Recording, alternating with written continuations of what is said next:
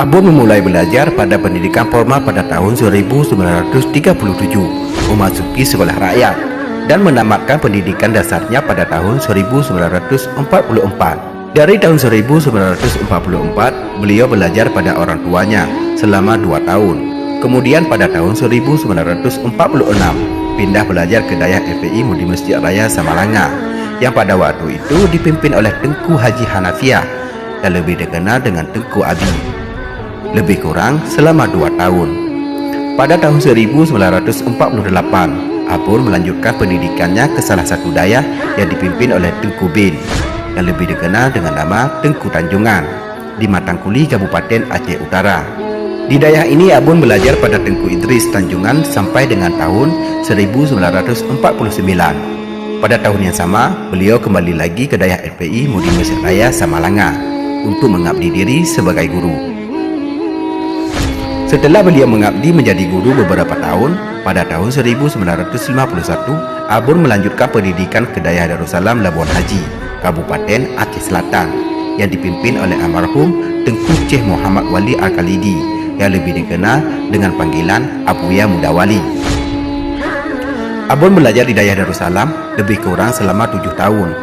Selama di Darussalam, beliau belajar dengan tekun. Pernah diceritakan oleh Tengku Muhammad Amin Tanjungan, yang merupakan murid Abon, yang juga belajar di Labuan Haji, bahwa pada saat mutalaah, beliau membuka segala kitab yang berkenaan dengan pelajaran yang sedang beliau pelajari, sehingga kamar beliau terlihat berserakan dengan kitab. Pada tahun 1958, Abon kembali lagi ke Dayah FPI Mudi Masjid Raya Samalanga untuk mengembangkan ilmunya.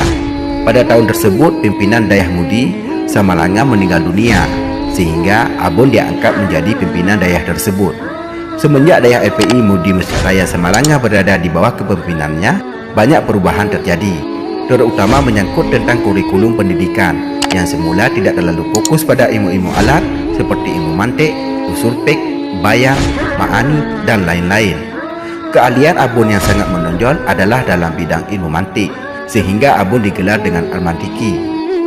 Bahkan kepiawaian Abon dalam penguasaan ilmu agama diakui oleh Syekh Arsyad Lubis. Pernah Abuya Jamaluddin Wali menceritakan, pada suatu hari Syekh Arsyad Lubis dari Medan menemui Abon.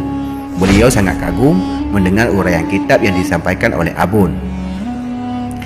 Syekh Arsyad Lubis bertanya kepada Abon, apakah sudah habiskah ilmu yang dimiliki oleh Syekh Mudawali diajarkan kepada Abon? Abon menjawab bahwa ilmu Abon belumlah 10% pun dari ilmu yang dimiliki oleh Syekh Mudawali. Abon sangat disiplin dan memiliki semangat luar biasa dalam mengajar, sehingga dalam keadaan beliau sakit pun beliau tetap antusias mengajar. Maka tidak heran jika dalam nasihatnya beliau selalu mengamanatkan kepada murid-muridnya untuk selalu belajar mengajar atau semebut.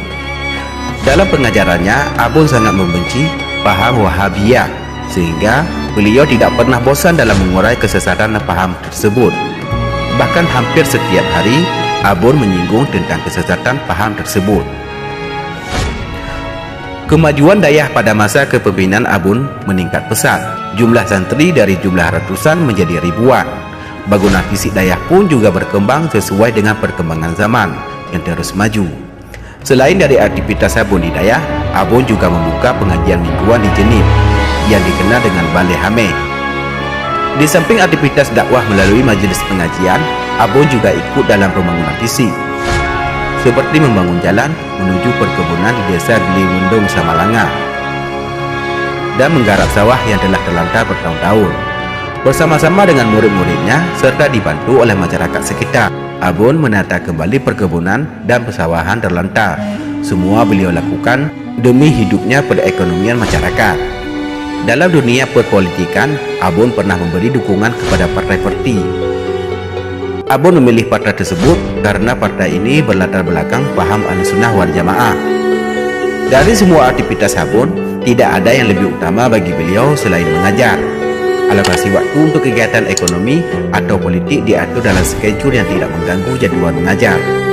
Kristalisasi dari sikap inilah yang mendasari beliau untuk selalu berpesan kepada murid-muridnya agar selalu mengutamakan belajar mengajar atau bersemebut dimanapun dan dalam kondisi bagaimanapun sepulang dari dayah nantinya. walau hanya bermodal sebuah balai di depan rumah dan hanya mampu mengajarkan cara membaca Al-Quran saja. Pesan tersebut telah menjadi doktrin yang menjiwai pemikiran murid-murid beliau. Kiranya inilah misi utama beliau yang sekarang telah nyata hasilnya. Terbukti dari banyak dayah dan balai pengajian di sebagian besar wilayah Aceh merupakan lembaga yang dipimpin oleh alumni dayah FPI Mundi Mesir Raya Samalanga.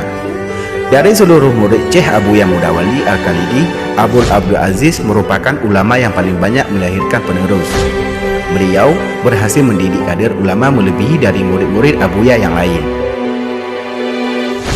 Selain pesan untuk selalu bersemerbet dalam hal mencari nafkah, Abun juga selalu menekankan murid-murid beliau supaya bekerja dan memiliki usaha. Jangan hanya berpangku tangan mengharap bantuan dan sedekah orang lain, yang Abun istilahkan dengan kata beliau, "Dubelam are." Selain itu, Abun juga memiliki firasat yang tajam dan kuat. Ini merupakan salah satu karamah beliau. Beberapa perkataan beliau terbukti kebenarannya. Di antaranya, pernah diceritakan oleh Abu Mudi, pada suatu hari datang dua santri baru di dayah Mudi. Pada saat menghadap Abun, salah seorang dari santri baru tersebut dipandang oleh Abun dengan cukup lama. Setelah kedua santri tersebut keluar, Abu Mudi yang menyaksikan hal tersebut bertanya kepada Abun, mengapa Abun berlaku demikian? Abun menjawab, esok harinya ia akan pergi meninggalkan dayah. Abu Mudi pun bertanya, bagaimana dengan santri yang satu lagi? Abun menjawab bahwa ia akan bertahan di dayah selama beberapa saat. Esok harinya hal ini terbukti. Santri yang dipandang oleh Abun tersebut langsung hengkang dari dayah, sedangkan yang satu lagi tetap bertahan sampai beberapa tahun. Yang kedua, Abun pernah ditanyakan oleh salah satu muridnya mengapa Abun tidak membentuk ikatan alumni sebagaimana dilakukan oleh Abu Tepinar Raya pada dayah beliau, Darus Saadah. Abun menjawab, itu tidak perlu saya pikirkan. Suatu saat nanti akan dipikirkan oleh mereka sendiri. Hal ini terbukti. Saat ini, alumni Mudi telah memiliki satu ikatan organisasi yang bergabung dalam Yayasan Al-Aziziyah. Hal ketiga, Abu Mudi menceritakan, pada awalnya Walid yaitu Tunku Nur Zahri, pimpinan pesantren Nurul Aiman Samalanga, hanya mendirikan panti asuhan, bukan sebuah dayah. Pada suatu ketika Abun mengatakan kepadanya bahwa Nyaknu suatu saat akan mendirikan dayah. Hal ini terbukti bahwa sekarang ini panti asuhan yang dikelola oleh Walid Nu telah berkembang menjadi satu dayah yang besar yang terletak tidak jauh dari dayah Mudi Mesra Samalanga. Abun berpulang ke Hazaratnya pada tanggal 9 Jumadil Akhir 1409 Hijriah atau bertepatan dengan 17 Januari 1989 dalam usia 58 tahun. Beliau dikebumikan di Samalanga, di Komplek Putra Dayah FPI Mundi Mesir Raya Samalanga, Kabupaten